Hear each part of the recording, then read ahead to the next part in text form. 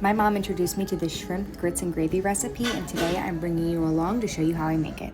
It starts off by mixing a ton of seasonings, and it's going to feel like I'm rattling off my entire spice cabinet, but it's really simple seasonings like chili powder, garlic powder, cayenne, Old Bay, a little bit of fresh thyme, and some other common staple ingredients. These get mixed together, and then 2 teaspoons of this gets used to season up the shrimp. And while that marinates, you slice up some leeks and shallots, and this is going to be the base of our gravy.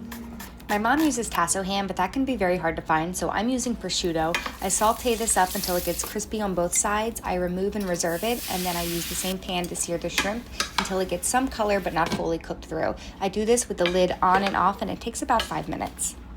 I remove the shrimp from the pan and set it aside in the fridge while I heat up more butter in the same pan to start the base of the gravy.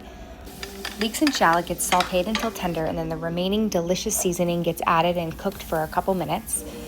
You want the seasonings that toast into the leeks and shallots to start the base of what I call gravy gold.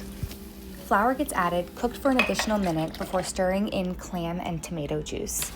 This is going to be the stock, essentially, of our gravy.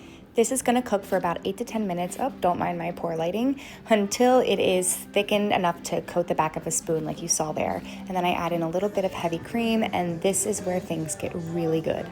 Once the gravy is complete, I start the grits, which only takes about 5 to 6 minutes if you're using quick cooking grits. I cook this in water, milk, and butter, and some sea salt, and it's actually the perfect amount of time to start cooking or finish cooking the shrimp in the gravy. You just want to make sure the grits are covered, and you are occasionally stirring and keeping an eye out on them. Same with the shrimp. At this point, just give me a loaf of crusty bread with this gravy and let me go to town.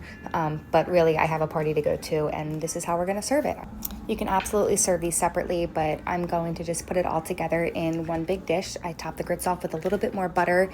At this point, I should have added a little bit more sea salt, but topped it with the gravy, topped it with the prosciutto, a couple more dollops of grits for presentation, and I added some scallions, and let me just tell you, this is everything it looks like. Unbelievably delicious, so comforting, quite easy, and I really hope that you find an occasion to make this for.